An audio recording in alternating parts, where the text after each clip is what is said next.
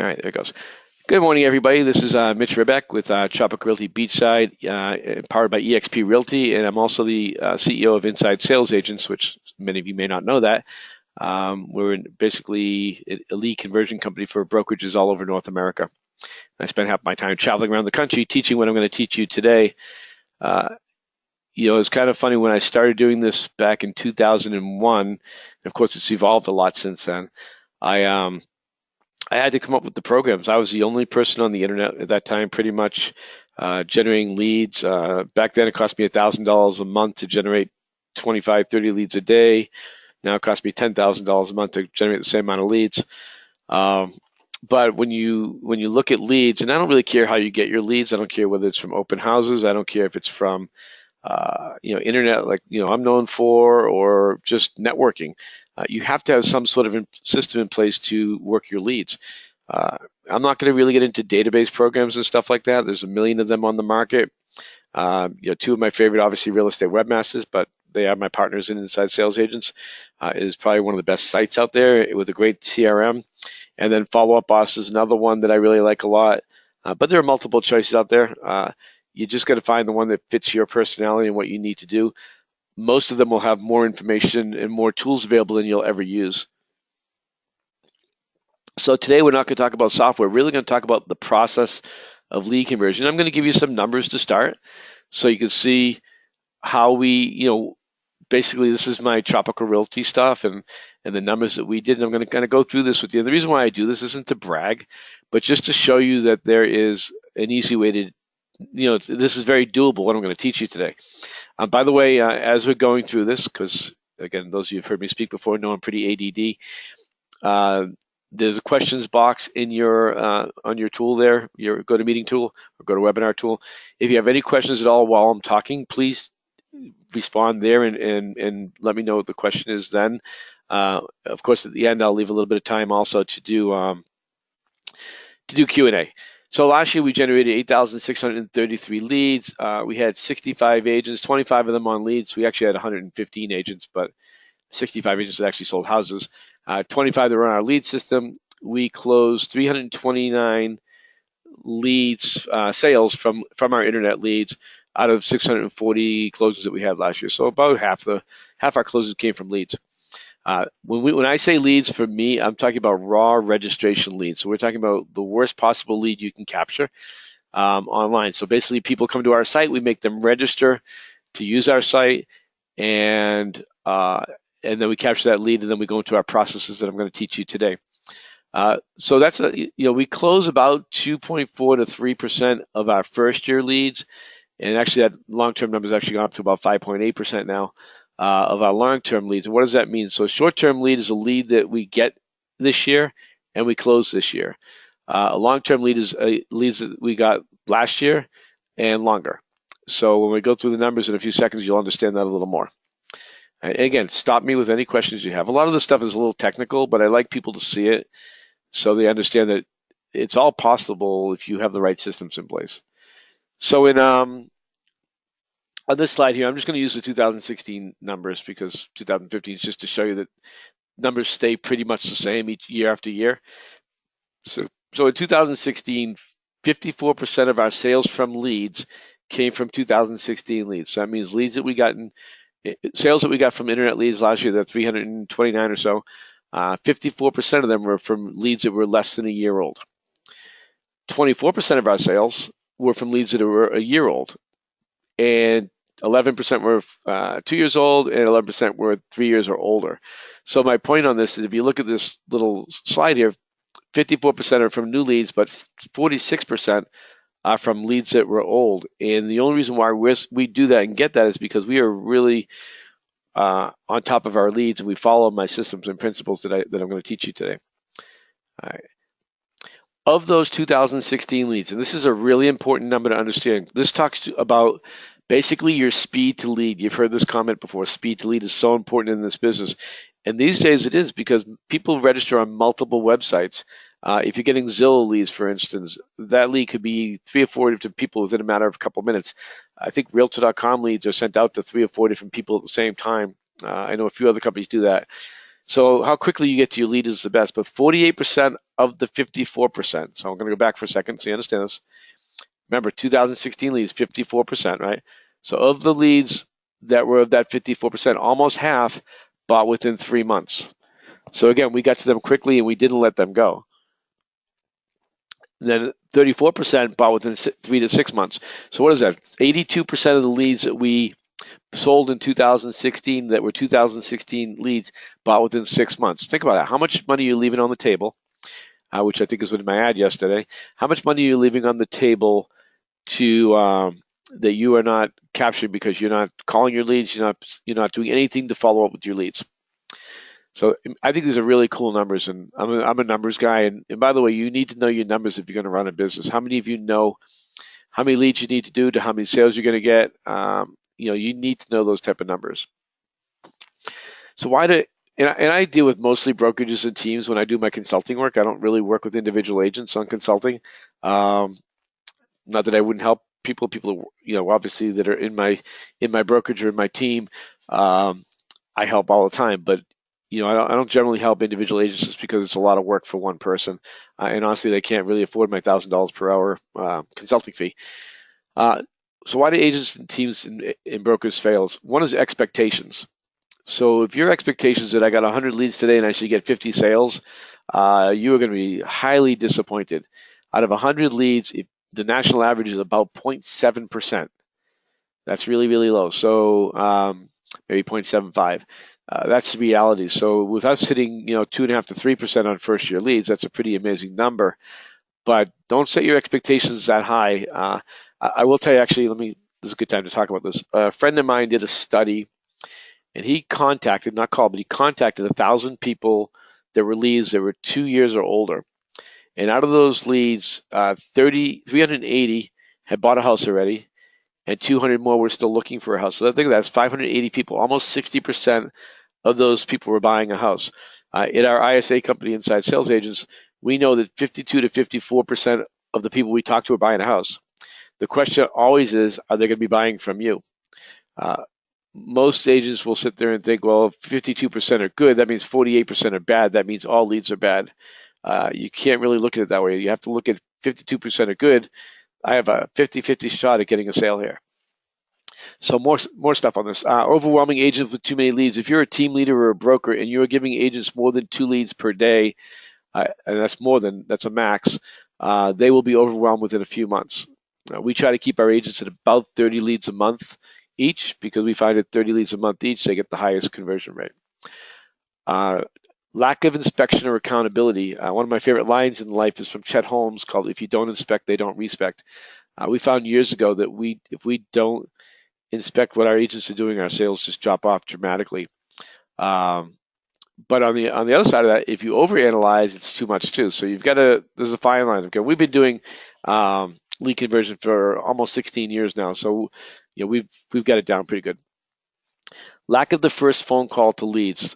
My inside sales agents company should not even exist, to be honest with you. And our biggest product is our first phone call product, which is where we call leads within 2 to 3 minutes when they come in. 42% of all leads are never sold. Pretty amazing. I never called, rather, I'm sorry. 42% of leads are never called. That's an amazing number to me. If an agent makes a phone call, they make one phone call, and they give a 21% contact rate. We know from doing this for years at Tropical that we're going to have a 65 to 70% contact rate just calling 3 or 4 times. So just calling once is not cut it, and most people, again, don't even make the first call. And what happens a lot of times is you're busy, and so you don't make the first phone call within a few minutes, and then the next day goes by, and all of a sudden 2 days go by, and then you say, well, it's already old lead, and they don't want to, they're not going to want to talk to me. Here's the reality. The reality is people want to talk to you. If people give you a good phone number, actually, let's do this little quiz here. How many of you, and I can't see if you raise your hand, but raise your hand. How many of you have registered on a website? Okay, I know everybody's hand just went up, right? Now, how many of you have given them a good phone number, if you did not want them to call you? I know there's 1 or 2 hands that went up, and you guys are the normal. You guys aren't normal. You should not have. You should not have be giving your phone number to somebody you don't want to call you. which, by the way, that number is about 6% that we capture that people give us their good phone numbers and are not looking for a house. My point is nobody gives you a good phone number, a good phone number, if they don't want to talk to you. We find and we hear every single day, it's a daily occurrence in my company here. We hear, thank you so much for calling. We've registered on a bunch of websites and no one's ever called us before. Pretty simple. All right, so lack of phone calls. Phone calls, and we're going to talk a lot about that, is probably the most important thing you can do in lead conversion. Lack of doing anything with leads at all that have no phone numbers. So again, we'll go through the process, but 25% of our sales each year, I think we had 83 last year, have no phone numbers, but that's because we have a process involved that we do. And of course, lack of training and consistent follow-up and ongoing training, et cetera, is the reason why people don't succeed. You have to constantly be learning and changing. Over the 16 years ago, I did not have to make one phone call. I was the only person with leads, and I was selling. I sold 36 homes my first year, 50 my second year, 80 my third and fourth year. As the internet space got crowded and more crowded, I had to change things a little bit and move on to where every lead had to be called and all sorts of processes had to be done. But our core piece of our process that we're going to go through right now has not changed that much. A few more things of why people fail at this, and the reason why I talk about reason why you fail, because you probably can identify with one or more of these things. We talked about minimal phone call follow-up after the initial contact, mindset. I teach my agents that if a lead's buying in 6 months, you have a 6-month opportunity to create a great relationship. How cool is that? So if you actually took the time to create a relationship, hi Lizette, you would get a lot more sales from your leads. So the wrong mindset. Most agents say, "Well, I'll send you some listings, and if you see anything you like, let me know," and that's the end of their conversation. Again, for brokers and teams relying on agents to actually do their job, I know this is kind of harsh, but putting drip cams in, responding to emails, phone calls, etc., that's a challenge. That's why we inspect everything. Lack of training on lead conversion. Do you know what to say in a phone call? Do you know what they're doing in the field? It's one thing to get somebody in the car. It's another thing what they're doing in the field, and we monitor all that, and we've been able to see over the years that with our internet stuff, if someone has less than a 35% conversion rate, when they have somebody in the car, we have a problem. We've got to figure that out. No sales strategy. I always say that my favorite tip I tell people, and there's a whole nother class, so I'm not going to do it on this, is to show the best house second to last. Every time I showed houses, I made sure that the house that I wanted them to buy, I would show second to last on the second day, and it works like a charge. It was about an 80% rate that I wrote offers at least. Anyway, so these are a few of the things why people fail. Let's see if I have any more. Okay, so what I'm going to go through right now is really my step-by-step process, what I've been doing for 16 years now, that continues to be exceptional in lead conversion. And it's only as good as you are. So I can do as much as I want as a team leader or as a broker, but I can't make anybody be good. So you have to want to be good, and you have to want to practice, et cetera, et cetera. So first thing we do, we send out a thank you letter, which we actually combine with our first list of properties. So it's basically very simple. Thank you for using our website. Here's a list of properties based on what you're searching. I'll be giving you a call within the next 24 hours to say hi. That's what we say. The list of properties based on whatever they searched in the criteria. If they don't have a price range in there. So say I'm going to use my area here. Say it's Melbourne, Florida. And we know right now the average sale in Melbourne, Florida is, say $200,000 to $400,000. It's probably a little different right now, but we'll use that. If they don't give me a price range and they're searching in Melbourne, we're going to send them a list of properties that have between $200,000 and $400,000. The one thing that we have to make sure of, and again, I might talk about this in a few more slides, but I'll bring it up now, is you have to make sure that that search that you do for them has at least 25 properties that match what they're looking for. And if they don't, you need to expand that search a little bit more to make sure you do. And the reason being is, you're setting up and listing updates, which should be daily, not weekly. People ask me that all the time. Meaning they're getting listings from you on a daily basis, because in this tight market, you don't want people missing out on what you send them. But we want to make sure that you're getting in front of the customer enough. So let me explain that a little more. If you set up a search and there was only 5 houses that match what they need, the chances are listing updates will get in front of them once every couple, 2 to 3 weeks, because there's not enough homes matching that criteria.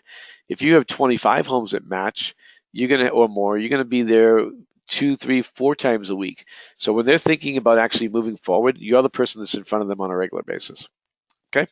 Any questions so far on this? So this is very, very simple, but it's very, very strong. After the first call is sent out, we make the first phone call. We used to call 6 times. We actually just changed this recently. We now call 3 times within 6 days, and then we call a 4th time later on. What we found is after the 3rd phone call, the contact rate goes down to less than 3%, and that's just too many calls. That's 100 phone calls to talk to 3 people. It's just not efficient. And so we found that 3 phone calls, we're getting a hold of 65%, 70%, and that works really well with us. The purpose of the call is really to verify the search and the buying time frame. Most importantly, the urgency of the lead is most important. So you have to, I just kind of read that and said that at the same time. That was weird. You have to find out the buying time frame, because everything you do is predicated by the buying time frame, because you're going to set them up in a callback system based on that time frame. So does that all make sense? You make your first phone call within a few minutes. Hopefully, we always do within 10. And then you want to call it every other day or every day for 3 days, 3 times, 4 times. The ones you don't get a hold of, don't worry about it. This is not about what you don't get; it's about what you get. You're going to miss sales, you're going to miss things. Again, we're really good at it, and our first year leads is 2.5 to 3% conversion, and we know that 50% of buying. So we know how much sales we miss every day, but I don't really worry about it anymore. I used to stress about it all the time, which is why I have no hair left. And I know at least one of you smiled at that. But what I found is I have to, we have to get the time frames. We get these things correctly done. Right, any other questions so far? Okay. All right. Thank you. At least somebody had a smile there. Again, these are just different things that we use. We set every lead into a group based on a purpose. So active high-end, active leads, active short terms. I'm not going to sit here and read all these to you. But you can see what I'm talking about here, basically. So we organize the leads to help us better work those leads. For instance, we don't work low-end leads. So we have a category called low-end leads, a group called low-end leads. We don't want to call low-end leads and chase those, because that's not our focus. We're not a low-end company. So it's important not to spend your time chasing low-end leads. Active short-term, very important to us. That means we know they're going to buy shortly. That usually meant 90 days for us. It still means 90 days. And active high-end, we definitely don't want to lose our high-ends. And then most importantly, and probably the one that ticks me off the most, is leads we showed property to. So leads we showed property to are people that you showed property to and did not buy. Now, I'm not sure where everybody is who's on this webinar right now, but in Florida, we have a lot of people that are coming down from New England or New York. They come down, they look at property, then they go back home, they sell their property, then they come back down. If you don't stay on top of the people you put in your car, you're going to lose out on lots of sales. I'm going to give you a number that's staggering. I just checked this the other day. In my database of almost 50,000 leads, 6,000 of them, 6,000 of them we showed property to, and the agent never called back. Isn't that amazing? 6,000. How many sales did we leave on the table? Ridiculous amounts. All right. So that's grouping. Drip campaigns. So we're going to talk a little bit about drip campaigns. Keep them relevant. You don't have to make really, really long. They don't really care about what you're writing, so you got to keep it relevant. Meaning, we might talk about the website. We might talk about the market conditions. We don't talk about recipes and things like that. We also keep everything to what we call the 10-second rule. And this has to do with both the phone calls, which we'll talk about in a minute, and both in the emails. Every email I send is no more than 1 paragraph. If I want them to see more, I'll have a link. If you're doing listing updates, right, which you should be, if you're not, you need to, then you really don't need a lot of drips going out. We have drips for bad phone numbers and no phone numbers to try to get them to contact us, and we have drips for sold customers, but that's about it. We don't really do a whole bunch of other drips. I mean, there's a couple in there, but most of it is just simple stuff. The one that does the best for us and always has and probably always will is just checking in, making sure you're getting my listing updates. If you have any questions or would like to see any properties, don't hesitate to ask. and that can be written a little bit different, but that's basically how we do it. I started doing that 16 years ago, and today it's still the best drip campaign that we send out that provokes the most amount of contact. Any questions so far? We all doing okay? All right, guys, easy. Callback schedule. And by the way, I am recording this, and I'm going to send it out to everybody when I'm done, so you'll have a playback of this. You must have some sort of reminder system in your CRM that you're using. Remember, you got to build a relationship. So after the first call, we call back a week later. So what we found over the years that people who came on and said they're not buying for a year, many times they'd bought within 90 days because they start getting listings from us. And in my area here, for instance, my house is worth about $400,000 on a canal. If you look at the same place in Boca, it's 1.5 million. People up north all of a sudden see the value they have in the houses they can buy down here, and with interest rates being low, they're actually more apt to buy a lot quicker. So we always call a week later, and the whole premise of that conversation is just to find out, if they're getting everything we're sending them, if they had any questions. If they're buying in 12 months or more, we call every 2 months. When they get to 6 months, or if they're buying in 6 months, we call every 6 weeks. When they get to 3 months, or if they're buying in 3 months, we call monthly. Until they get to a month, then we call weekly. Now, this is all changes every single phone call. So if we make a phone call today, someone that's not buying for a year, and all of a sudden they say they're buying in 3 months, our phone call follow-up is going to change. So we don't do an automated reminder anymore. We used to do that. Now what we do is based on the phone calls, we set them up for the next phone call, and we always get permission to call. So hey, it was great talking to you today. I'm going to give you a call back in a month and just check in, make sure you're doing okay. Things like that. Any questions about this? This is really important. It's not set in stone, but it's a great guideline to help you with your phone call follow-up. And when I say phone call follow-up, by the way, it doesn't mean call and leave a message and then don't call again. You've got to get them, especially if they're buying within 3 or 6 months. You've got to be building that relationship. Also, when you're taking notes, make sure you take great notes. If little Johnny's having surgery, make sure you mention that next time you talk to them. You have to get personal. This is all a personality, a relationship building business. The better personality you have on this, the more sales you'll get. For those of you who don't, and again, I'm not trying to sell you anything here. 90% of you, I couldn't work with you because of the systems that you use anyways. But why I built an ISA department for Tropical Realty. So if you're a broker or manager or a team leader, you'll find that this is easy when you're doing it yourself. It's not easy, but it's easier because you're spending money. You know that you need to stay on top of that because it's your money going out the door. However, if you're a broker or a team leader or a manager, and you're spending money to generate sales for your agents and they're not converting leads, you've got to figure out something because it's very expensive. So we started doing an ISA in-house. Back then they were called LCAs, lead conversion agents. And we started doing that about 12 years ago. It took us about 5 years to figure out what to do it correctly, to make sure we weren't missing out on sales.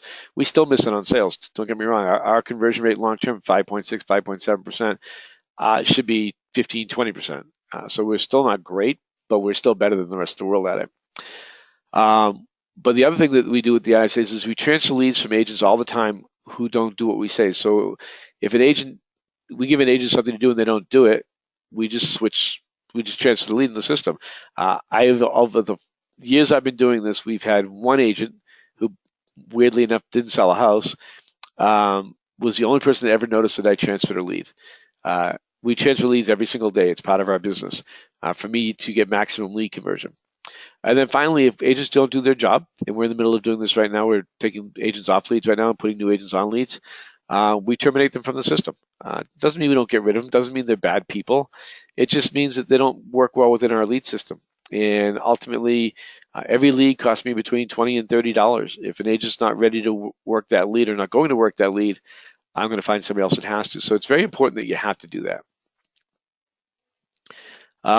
So yeah, they transfer high-end leads out of low-end agents. This is another important thing. So we have leads that will come in to our system that might be, looking for $500,000 or more house, and they're an agent that never sells more than $100,000 house. Well, we're not going to keep that lead there. As a company, we can't afford to lose those type of sales. And again, they make sure the searches are set up properly, the property inquiries are responded to by the agents. And then the final mistake I see a lot of people doing when they're hiring ISAs is they're having them do admin work versus calling. And we fell into that mistake too. We had our agents working hard, our ISAs working hard, making phone calls, but they also spent more than 2/3 of their day doing admin work.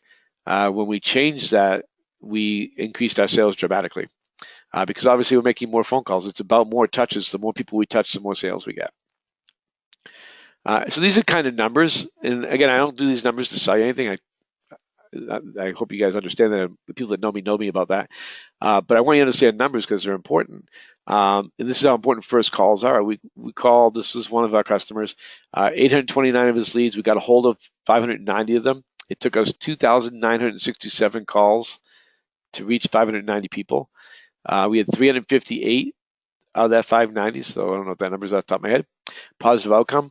190 were active. 114 said they're buying, and they gave us the time frame. And 44 were hot, meaning they're live transfers. Live transfers, someone's going to buy within 30 days. So really, really powerful numbers. 358 out of 829 is almost half the leads are positive outcome leads, right? 232 are negative outcomes. So this is always good for my agents because they don't have to deal with all these bad ones. 104 unsubscribes, 110 bad phone numbers, and 18 other things. So again, that's the big part of having an in-house ISA. Sorry, I had to get a sip of water there. Is that your agents don't have to deal with making these initial phone calls, and you as a team leader or as a broker, you know these calls are being made for you. Very important. Team building. So this is for people that are looking to build a team or people that have a small team looking to grow.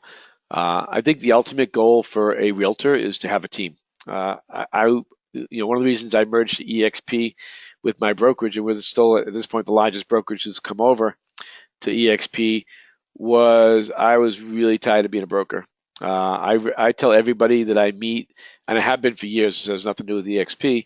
I tell everybody that I meet that you really should be a team under a company and let them deal with the liability. Uh, but anyways, I hire slowly and fire quickly. This sounds very harsh, but to me, there's a few things that I look at when I'm bringing people. Um, I I bring in a person. The first thing I do is look at them. And I go, this again, you can judge me all you want on this, but this is just reality. If a person comes into my office not dressed professionally and without smiling, there's a 99% chance I'm not going to hire them. If they come in smiling and they're not dressed professionally, there's a 95% chance I'm still not going to hire them. I've had agents come into my office that come in dressed in shorts and flip-flops. I'm sorry, I wear a suit every day. Everybody who knows me knows that. Um, I'm not going to hire someone that comes in shorts and flip-flops. I don't care how good you are because that's not the image I want for my company. If they're not smiling, that's the first impression that most people have when they see you. We want to make sure people are happy, people are smiling because that's what everybody thinks when they see you. Positivity is the hardest thing to do when you're building a company and building a team. When we had 115 agents last November, it was challenging. You have one or two bad apples in there, and it really screws up the entire dynamic of the team or the company. So take your time in hiring people, but more importantly, if you have someone that's a cancer, get rid of them fairly quickly. We always added agents based on lead flow. So if you're an individual agent out there right now and you're getting 5 leads a day, you need help because you're going to get overwhelmed really quick, as we talked about earlier. Make sure that you bring on people. So for every 30 leads we get per month, we add an agent, add to our lead system. So that's the numbers that I use. It was very simple. Hiring an assistant or LCA, you need someone to help you. You have to make sure that someone can do this and make sure that they time block their time so they're at least making phone calls. Accountability, as I said earlier, is huge. So all this stuff is important in building a team, which is all part of lead conversion. So some of you might be saying, well, this isn't part of lead conversion. Yes, it is part of lead conversion because if you're an individual agent, your goal should be to build a small team. I'm not saying build a team like I do, but build a small team because that's how you maximize your revenue. When I made the most money, this is more than my brokerage and everything.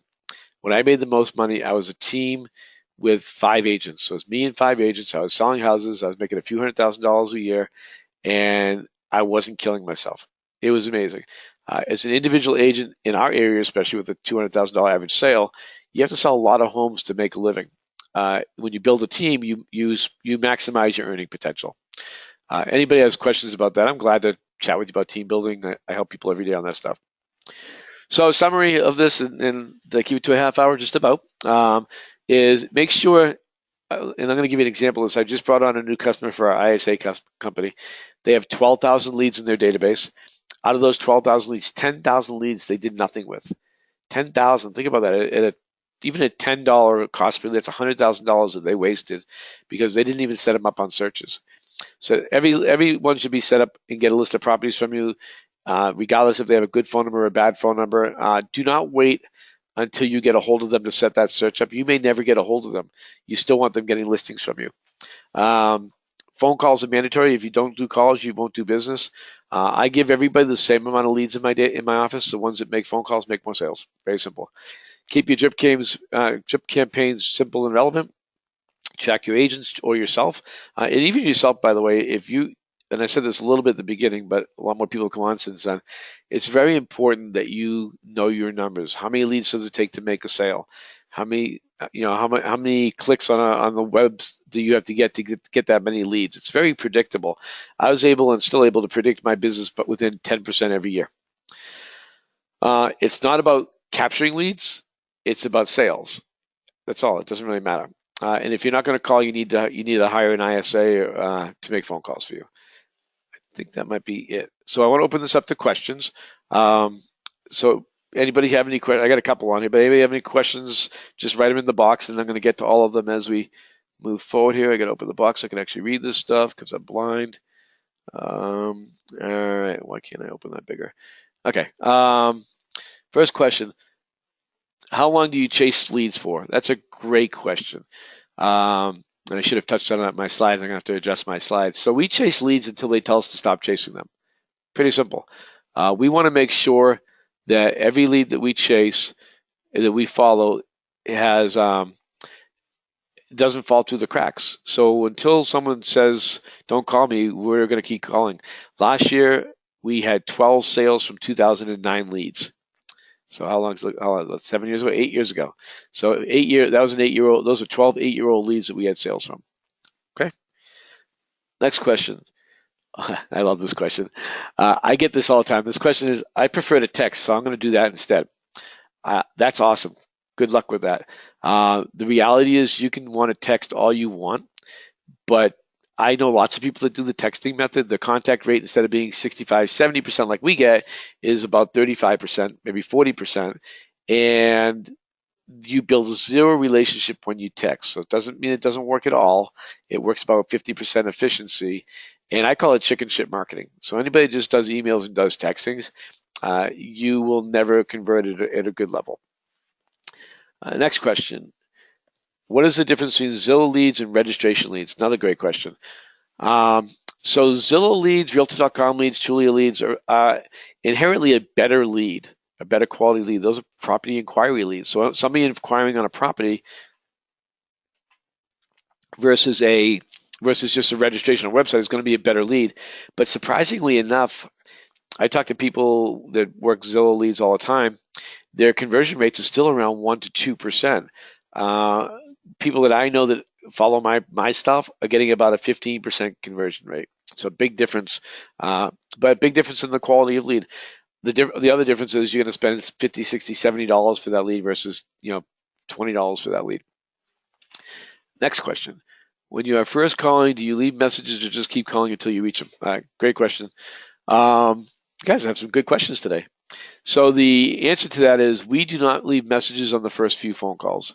All of the other phone calls, the follow-up calls later on, we leave messages always.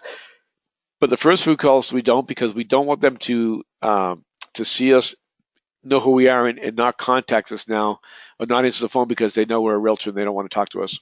I mean, let's be honest. I mean, people don't like to have solicitation calls. That's the reality.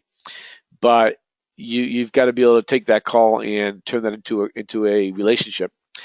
So we don't leave messages. We found when we left messages on the first calls that our contact rate went dramatically down. And when I say dramatically, I think it went down. It's been a while since we tested that. I want to say it was in the 40s versus in the high 60s. So no, don't leave messages on your first few phone calls. Now with the property inquiry, that's a different story. they've reached out to you about a property. So I would leave a message on that. I'm just talking about a registration lead in that case. All right, any other questions? Does your company do cold calls? No. My motto in life is if it ain't fun, I ain't doing it. And I personally can't stand cold call stuff. I've done much of it in my life many times. I've opened cold call telemarketing centers for companies in the past. Um, Here's the thing, cold calls pretty much expires in FISBOs. And I don't really want to sit there and chase people that 50 other people are chasing at the same time.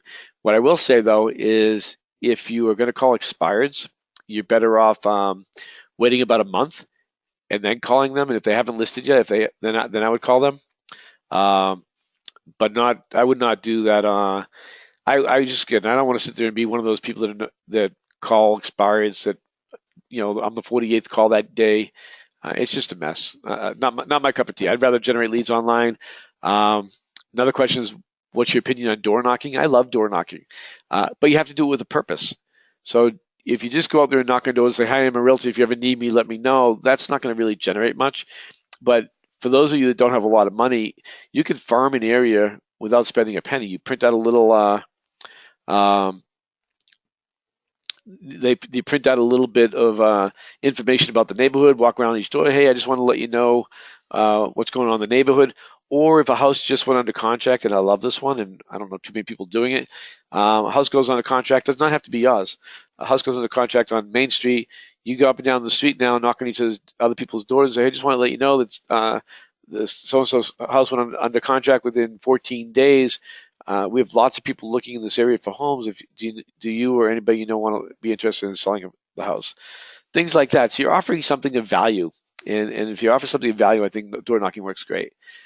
Next question: How do you respond? How do you respond when people say they already have an agent? Okay, so firstly, sometimes it's how you ask that question. A lot of people say yes, they have an agent because they want to. I always say that's like being in retail and saying, "Can I help you?" And they say, "Just looking." Um, I always say instead of saying, "Do you have an agent?" I say, "Which realtor in town are you working with?" If they're not working with anybody, they're not going to be able to tell you that. If they have an agent, I still send out listing updates because I know, if after doing this for as many years as I have now, that there's a 95% chance that realtor is going to drop the ball if that person's buying within 6 months. Uh, when they say they have an agent, a lot of times that means they're just getting listings from somebody.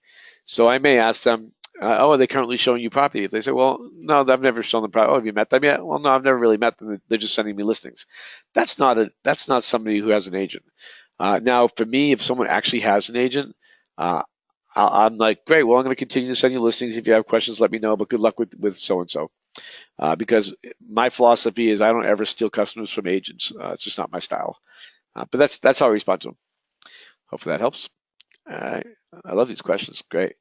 Back to the call timeline. What message do you leave after the third call when they haven't replied? So I will tell you that what I recommend after, and we don't do this, so we don't leave any messages at all.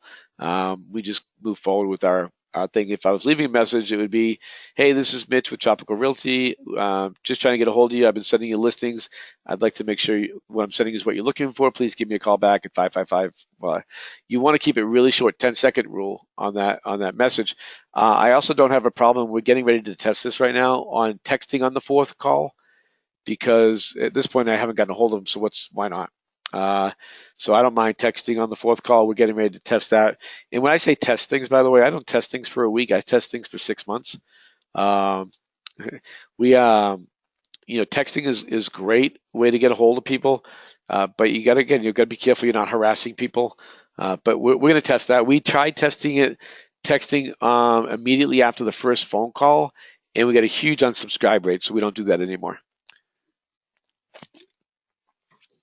All right, let me see if we got any more questions here. All right, I got nothing else there. Does anybody else have any more questions before we call this a day? Kept it under 45 minutes, which is awesome. Well, thanks again for coming. We are doing some live events coming up. I have a live event coming up in Port St. Lucie, where we're doing, in all these places, we're doing the same event. It's a 101 ways to generate leads. A lot of people have been asking me to put something together to generate leads, so we're doing that now. Port St. Lucie on November 29th. The excuse me, swallowed the water the wrong way. Let's see, I'm in Orlando. I'm in St. Augustine on December 6th. If you're from St. Augustine, I am in Orlando on December 8th. Might be doing two shows there at the same place. And we will be in Daytona, I believe, January 4th, and we'll be in another Orlando place in January 5th. So if you have any desire to learn some more stuff and learn how to generate leads, just send me an email. And on the invitations that I sent to this, you'll see that I'm going to continue doing my webinars because I love giving back. It's part of who I am as a person. On those invitations, I have all the links to all those places I'm speaking. So feel free to come join me. And I have one more question there. Is there a way to download the slideshow? There isn't, but I'm going to send this out to this webinar out to everybody, so you'll have a copy of it. All right. Well, thank you again, everybody. You take care of yourselves. We'll talk to you soon.